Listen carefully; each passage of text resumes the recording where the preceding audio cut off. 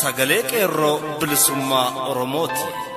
Sagaleen qeerroo bilisummaa Oromoo torbaanitti guyyaa 3 facaasaa yookaan kibxata kamisaa fi jimaata akka lakkoofsa sa'a Oromootti galgala keessaa sa'a 7:00 hanga 8tti meetir baandii 16 yookaan kiiloo heerzii 17,840 irratti qilleensa irraan isiniif darbuudha. Kun sagalee qeerroo bilisummaa Oromooti.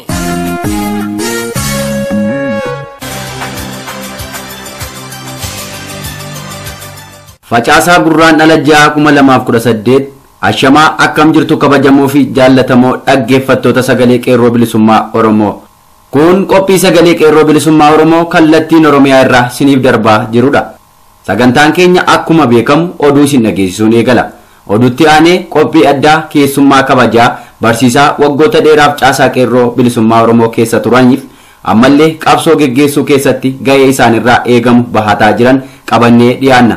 Keessummaa keenya Jaal Abdii Bilisummaatu haasofsiise. Walleen warraaqsaas qaama sagantaa keenyaati. Isin keessummeessaa kan isin waliin turu aan qalbeessaa dhangiyaati. Haga xumura sagantaa keenyaatti nu waliin turaa jechaa amma kallattiin gara oduuttan isin dabarsa. Ashama akkam jirtu kabajamoo dhaggeeffattoota keenya oduu guyyaarraaf qopheeffannee qabadhee dhiyaadheerraa oduu waliin aan Abdii Bilisummaati. Obbo Baqqalaa Garbaafaa hidhaa dabalataa ji'a ja'aan adabaman. Manni murtii waliigalaa federaalaa damee lidataa dhaddachi yakkaa afraffaa Obbo Baqqalaa Garbaa fi hooggantoota paartii koongireensii federaalistii Oromoo 3 isaan waliin himataman irratti hidhaa dabalataa ji'a ja'a murteesse. Sababni wayita maqaan keessan waamamuu howwaachuu diduu fi abbaan murtii yommuu ol seenuu ka'uu diddan jechuun yoo ta'u adabichi seera yakkaa keewwata 449 muraa 2 eeruun kenname. Manni murtichaa kanaan duras dhaddacha jeeqxan jechuudhaan Obbo Baqqalaa Garbaa, Obbo Dajanee Xaafaa, Obbo Addisuu Bullaallaa fi Obbo Gurmeessaa Ayyaanoo irratti murtee ji'a ja'a dabarsuun isaa ni yaadatama. Yeroo darbee himatamtoonni kunneen sababa dubbataniif dhaddacha jeeqxan jedhamanii adabbiin hidhaa baatii ja'a itti murteeffameera. Amma immoo maaliif dubbachuu diddaniidhaan dhaddacha tuffattan jedhamuun dabalataan hidhaan baatii ja'a itti murteeffame. Murteen abbaa murtii kun sirrii akka hin taane kan dubbatan abukaatoon himatamtootaa Obbo Abdul Jabbaar Huseen armaan duras wayita ragaa fi iyyata adda addaa dhiyeeffannu himatamtoonni nu waliin dhaabachaa hin turre yeroo kaanis yeroon callisanii harka baasuu qofaan jiraachuu isaanii mul'isan tureera jedhu. Manni murtii sababuma barbaade tarkaanfii kana fudhates jedhaniiru. Dhaddacha jeequun wanta hojii mana murtichaa gufachiisee fi kabaja mana murtichaaf jecha waan seera keessa taa'e malee kabaja dhuunfaa abbootii seeraaf miti kan jedhan Obbo Abdul Jabbar ol ka'anii nun kabajni jedhanii murtee akkasii dabarsuun sirni haqaa biyyattii hagam gad bu'aa akka ta'e agarsiisuudhas jedhan. Manni murtichaa guraan dhala 28tiif beellama biroo qabatee jira. Kaanii dhaabbatan malee waan hojjennee dhufne ibsuu hin dandeenyus jedhan tarii hojjetanis hin dhufne ta'a kan jedhan Obbo Abdul Jabbar dhimma kanarratti murtee irra ga'uuf yeroo dhabuu wanti ibsame hin jirus jedhan. Oduu keenya biraatiin muudama waraana wayyaanee guyyaa dheengaddaa pirezidaantii wayyaanee Dr. Mulaatuu Tashoomaa geggeessaa ture waliin wal qabatee waldiddaa fi wal gaareeffannaan mooraa waraana wayyaanee Xolley, Jimmaa, Awaash, Arbaa fi Huursoo gidduutti dhalatee jiraachuu odeessi keenya waraana wayyaaneetii bahee ifa godheera. Muudama waraana wayyaanee dhiiga ilmaan Oromoo dhangalaasaa turanii fi waraana uummata biyyattii bakka hin buune kana ilaalchisuun haalonni qabatamaan mormii mooraa waraanaa keessatti uumamaa jiran. Loltoonni kun sadarkaan muudamaa kun erga kennamee fi baajanni guddaan ramadamee fi waggaa tokko oliif tajaajilaa kan turan yoo ta'u amma haala shakkii waraanaa keessatti uumamaa jiruu fi isaanumti muudamtoonni muudama waraanaa fi uummanni hin beekne irraa shakkii guddaa waan dhalateef uummataa fi loltootattis beeksisuuf jecha ifatti sadarkaa muudama loltoota geggeessine jechuun wayyaaniin karaa foddaa televezyiinii ishee lallabaa jiraachuun saaxilameera. Loltoonni amma sadarkaan muudamaa kun pirezidaantii Mulaatuu Tashoomaan kennameef kun sadarkaadhuma kanaan wayita tajaajilaa turanitti saamicha kontirbaandii keellawwan gurguddaa biyyattii irratti kanneen geggeessaa turanidha. Loltoonni muudaman kun yeroo muummichi ministeeraa duraanii Mallas Zeenaawii jiru kanneen ergamtoota isaa ta'anii dandeettii fi ga'umsaa kanneen hin qabne ta'uu odeessi keessaa wayyaanee saaxilee jira. Loltoonni wayyaanee kun sirna wayyaanee TPLFif kanneen amanamoo fi dhiiga namaa dhangalaasuun yakka uummata biyyattii irratti raawwachaas turanidha.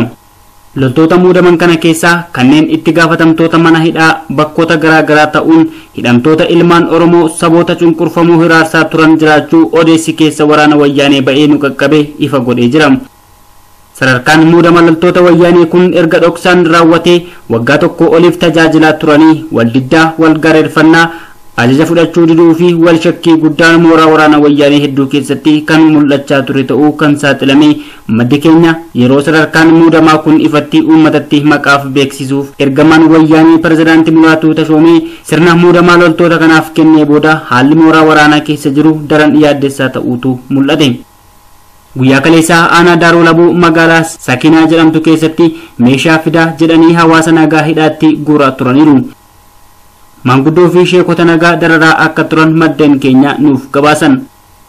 Namoota tika wayyaaneetiin dararamaa turan kana keessaa Ahmed Tahaa, Sheek Mohad, Nuree Hassan, Mohammed Taajiree fi Alii Ahmed rakkoon guddaan irra ga'aa jiraachuutu himame.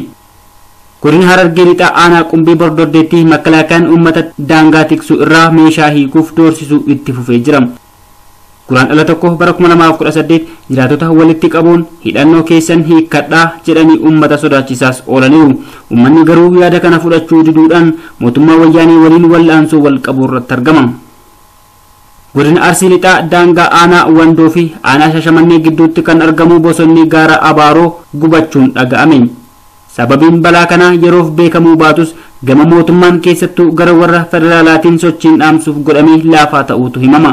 Keessattuu yeroo ibidda kana dhaamsuu fi helikoophtarri gaafatamu erguu fi fedhii akka hin qabaannetu ibsama. Gandi Abaaroo fi bosonni gaara Abaaroo kun bakka sochiin uummataa fi qeerroo bara 2016 godinicha keessatti dursee itti eegalee fi qaanqee ta'ee irraa babal'ate akka ta'es beekamaadha. Dhumarratti hiriirri mormii dhimma hidhamtoota siyaasaan wal qabatee bakkoota adda addaatti eegalamuun dhaga'ame. Mootummaan abbaa irree wayyaanee hidhamtoota siyaasaa kanneen akka Baqqalaa Garbaa fa'aa irratti adabbii dabalataa kennuun wal qabate akkasumas hidhamtoota siyaasaa hedduu mana dabaa wayyaaneetti hafan akka lakkifamaniif hiriirri mormii geggeeffamaa jira. Guyyaa har'aa magaalaa Naqqamtee keessatti hiriirri mormii kun bifa ho'aa ta'een geggeeffamaa ooleera. Kabajamoo dhaggeeffattoota keenya oduun guyyaa har'aaf qopheeffannee kanuma qophiilee keenyaaf waliin turtii gaarii.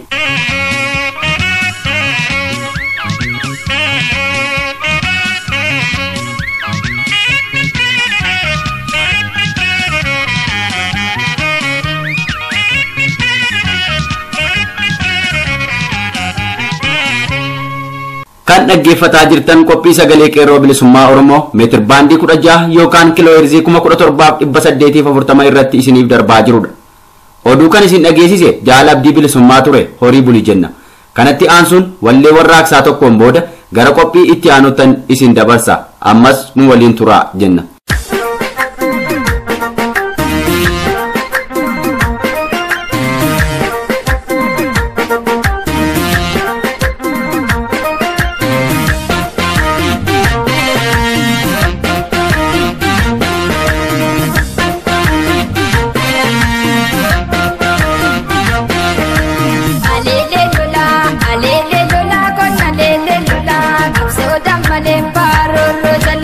Alele lola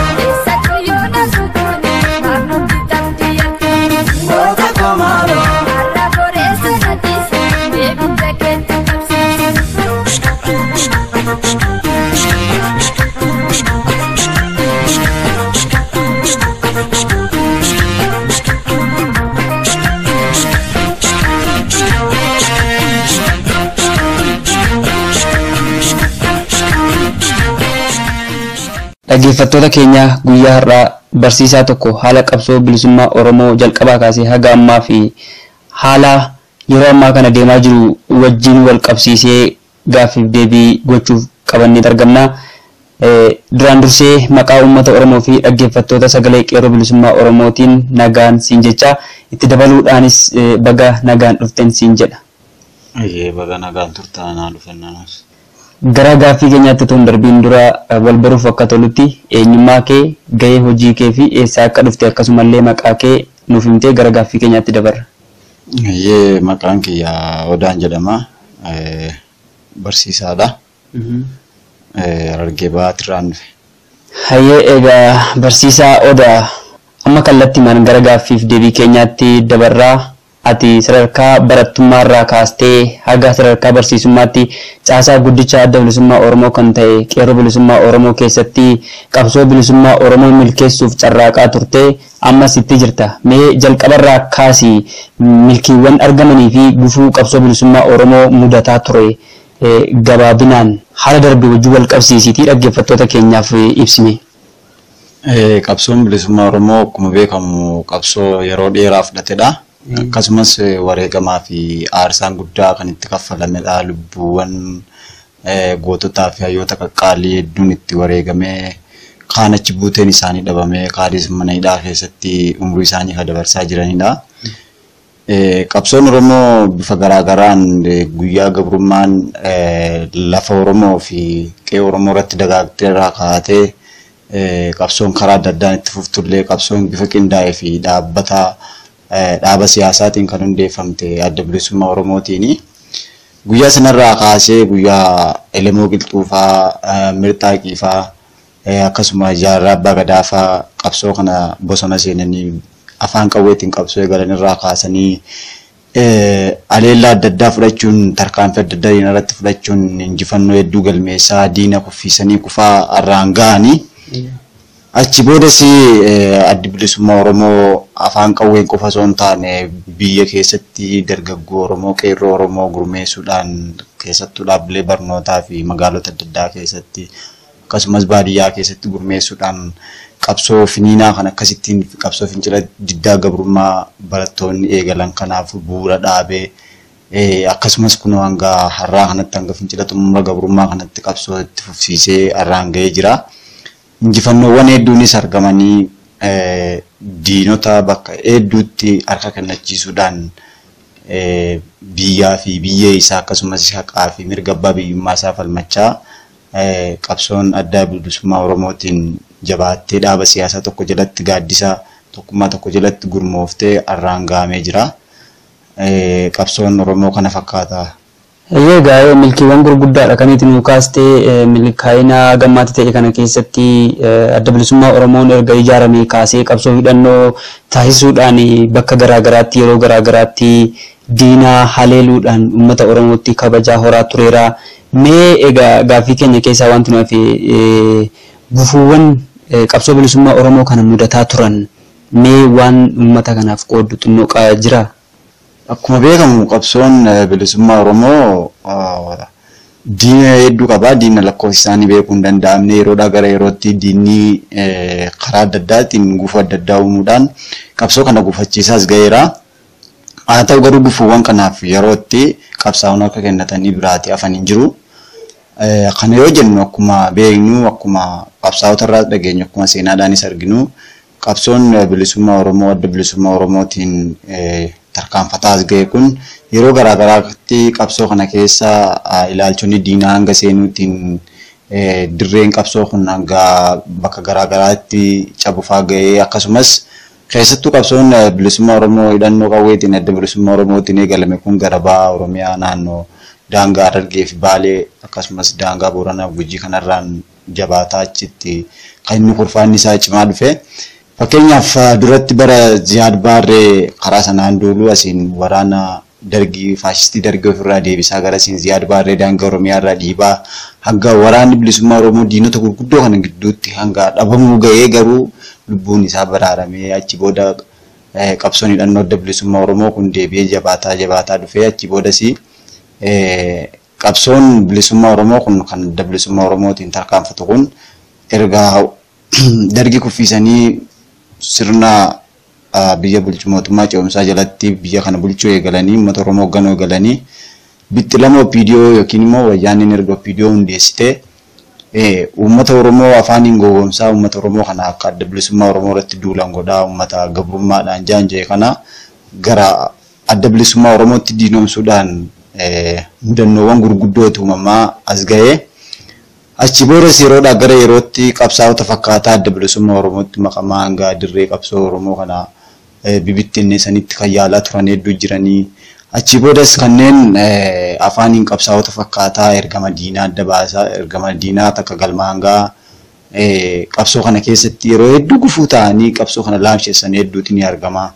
Akkuma beekamu hanga yeroo ammaa kanatti kanneen afaaniin jecha qabsaa'otaa kana fudhataa silaawu jechoota qabsaa'onni dubbachuu malan kana hunda dubbachaa akkasittiin jabaa qabsaa'uuf fakkeessaa qabsaa'ota keessattuu dhalattoota Oromoo yookiin immoo ilmaan Oromoo dhaloota qubee kana kanneen qabsoo bilchina hin qabne fa'aa kana gara adda addaa kanatti burjaajessuudhaan akka namni garee adda addaa jalatti ijaaramu yookaan immoo qabsaa kana waliin buuna yookiin immoo garee kana waliin buunanii akka afaan diinni kun qabsaa'ota fakkaataa garee adda addaatti akka ilaalchi dhaloota qubee kun gargar bittinnaa gochuudhaan hangarraa kana qabsoo akkasittiin laabsisuudhaaf carraaqni isaa godhaa jiran carraaqni isaan godhaa turaniif ammas godhaa jiran kun waan salphaatti ilaalamu miti. Kanaaf immoo akka furmaataatti wanti kaayamu inni guddaan qabsoon Oromoo eessallee yoo ga'e eessaallee yoo ka'e afaan qawwee malee bilisummaan karaa kamiinuun dhufu akkas yoo jennu qabsaan bakka fedhallee taa'e beekumsaa fi dandeettii qabuun yoo hidhannoo jabeessuu baate jechaan yookaan immoo xiinxala garaagaraatiin diina nu kuffisnoodhaan jechi hagamillee jabaataa oole hagamillee icciitii diinaa yoo baasaa oole afaan qawwee cufee afaan qawwee cuqqaalee afaan qawwee uummata kana dhukaasee ajjeesaa oolu kana nurraa buqqisuu waan hin dandeenyeef furmaanni qabsoo hidhannoo jabeessuudha ijaaramuudha kan waan jedha.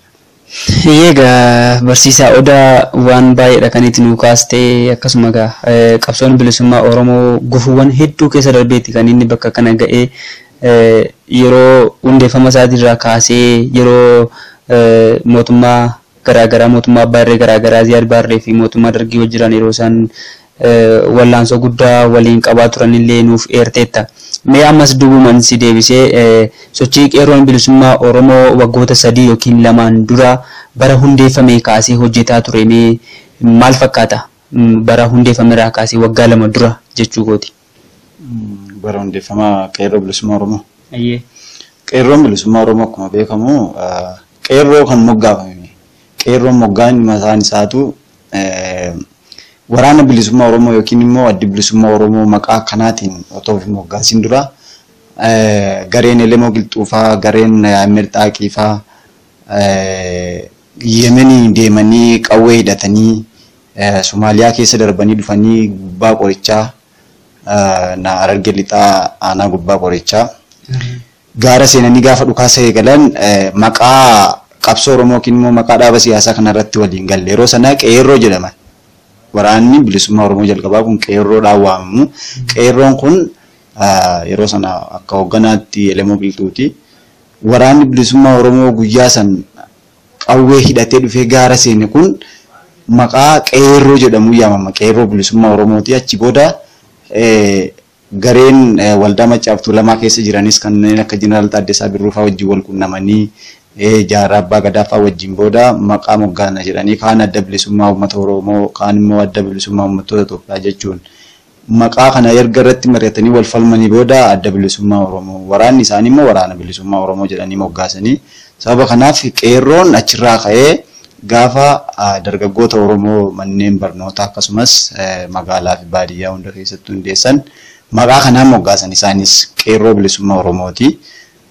Akkuma Elemoon faa gaafa sana jalqaba otoo dhaaba siyaasaa akka itti moggaafatanii waan ta'an jedhanii ijaarama jalqabaa sana waan ta'aa godhan dargaggoon Oromoos bifa gurmaa'een qabsoo gaafa eegalu qeerroo bilisummaa Oromoo moggaasanii fi qeerroo bilisummaa Oromoo kana akka caasaa adda bilisummaa Oromootti akkasitti hoogganamaa.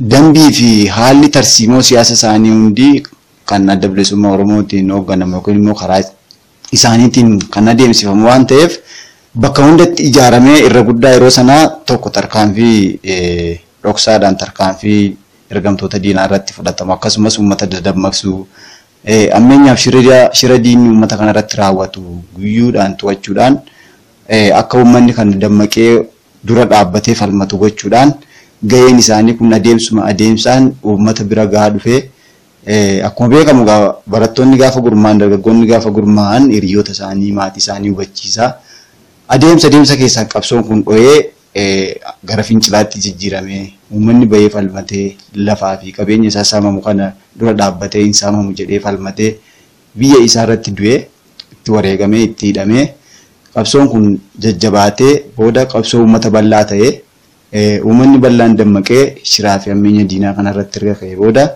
qabsoon jabaatee finiinee sadarkaa kanaan gahee jechuudha. Hayyee qeerroon bilisummaa Oromoo kun bakka inni ka'ee hundeeffamee aga ammaatti maal akka fakkaatullee bal'inaan nuuf kaasteetta. Bu'aa hojii qabatamaa waan inni hojjetaa ture tokkollee nuuf eerteetta. Haala yeroo ammaa kanaan wal bira qabdee yoo ilaaltu sochiin duraan turee fi kan ammaa garaagarummaa fi wal fakkeenyi isaa maali jettee yaadda? Sochiin qeerroo bilisummaa Oromoo keessattuu sochiin garaa fincila xumura gabrummaatti warraaqsa uummata bal'aa ta'e kun haala sochii qeerroo yeroo ammaa kanaan xiqqoo keessattuu kan bara kanaa wajjin wal bira qabnu garaagarummaan isaa hanga tokko ni mul'ata.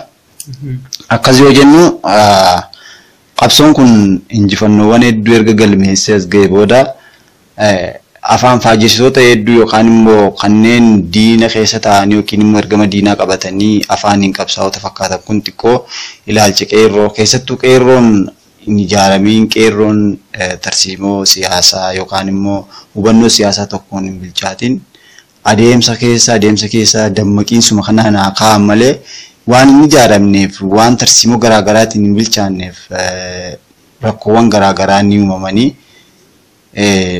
namoonni yookiin dargaggoonni yeroo dhiyoo keessa ka'an kun hedduun isaanii kanneen hojii basaastummaa irratti bobba'an keessa jiru duraan kanneen rafaa turan keessa jiru amma hunduu erga ka'eetii hubannoon jalaa waan hin jirreef nama dubbatu yookaan immoo nama arraba qabaateef waan fedhe jedhee daadatu kana hunda akka qabsaa dhugaatti yookiin immoo akka waan mirga Oromoo falmu tokkotti jala hiriiruun ni mul'ata.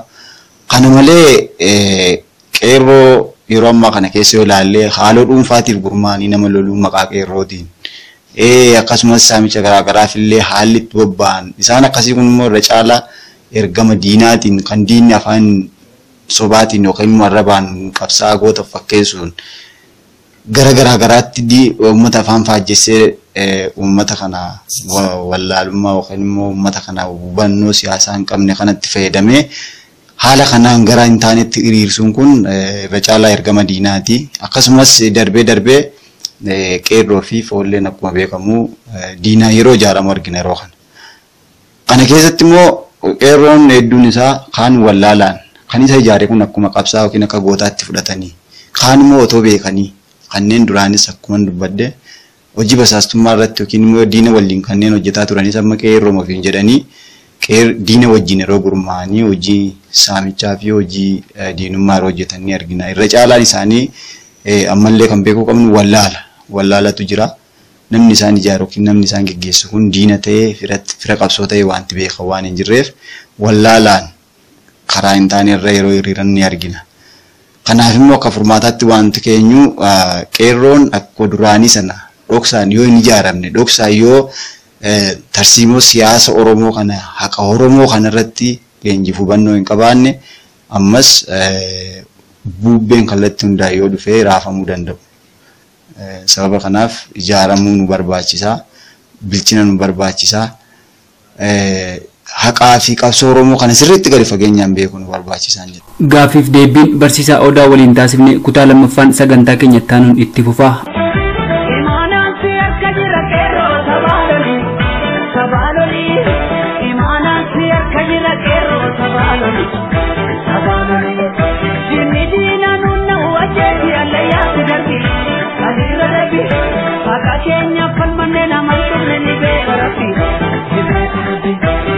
Kenya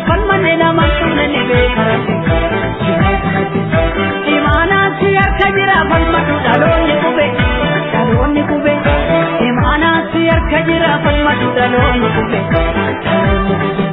kanaaf diinni nu mormatti taane ribe barannee jijjiiramatu diina kube taane ribe dagantuu dhiis maal fokkorri idintoo galeef jira korri yaa afuutuu maal fokkorri biyya baata okkenna korri. Egaan dhaggeeffattoota keenya sagantaan guyyaa har'aaf qopheeffanne kana fakkaata. Waan nu dhaggeeffattaniif galanni keessan bilisummaa haa ta'u jechaa qophii keenya guyyaa biroon haga wal agarrutti nagaan nuuf tura. Injifannoon uummata Oromoof gadaan gadaa xumura garbummaati.